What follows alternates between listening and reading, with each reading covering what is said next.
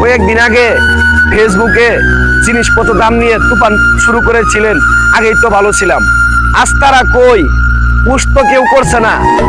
তাদের মা, খালা, আপু তারা বলছিল কাঁচামরিচ শুকিয়ে শুকিয়ে রেখে আবার যখন প্রয়োজন করবে সেটাকে আবার ভিজিয়ে খাওয়ার জন্য।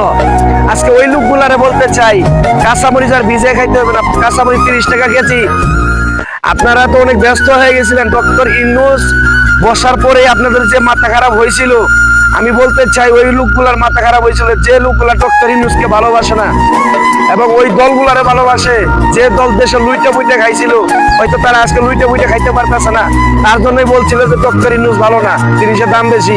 আজকে আলুর দাম 40 টাকা কেজি, পেঁয়াজের দাম 40 টাকা কেজি।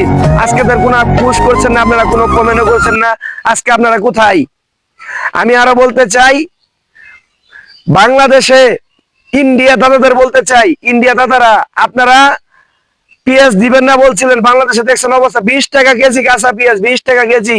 আমি ডক্টর ইউনূসকে একটা কথাই বলবো, ইন্ডিয়ার পেঁয়াজ যেন বাংলাদেশে না ঢুকে। এইবার বাংলাদেশের অনেক চাষি পেঁয়াজ করছে, যদি ইন্ডিয়ার পেঁয়াজ ঢুকে পড়ে বাংলাদেশে, তাহলে বাংলাদেশের চাষিদের পেঁয়াজের বাজার খুব খারাপ হবে।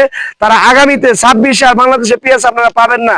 তাহলে অন্য দেশের পেঁয়াজের জন্য নির্ভরশীল হয়ে দাঁড়িয়ে থাকতে হবে। আমি ডক্টর ইউনূসকে বলতে চাই, আপনারা যেন ইন্ডিয়ার পেঁয়াজ না আসেন, এই কথা বলে আমার কথা শেষ করছি। আসসালামু আলাইকুম।